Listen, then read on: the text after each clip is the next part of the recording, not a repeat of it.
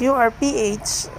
So, since ako, meron akong sariling QR code galing sa Maya, sa tindahan ko, itatry ko siya doon. So, ayan. Kiklik natin ang scan. Ayan.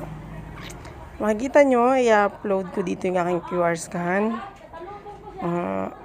Ayan, click lang natin yan. And then, okay. Yan.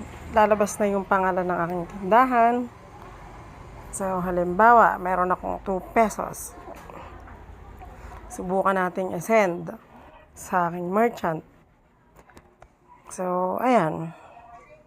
Click lang natin tong next. Pwede na siyang i-send kasi nakalagay sa wallet balance, diba? Click lang natin ang Pay Now.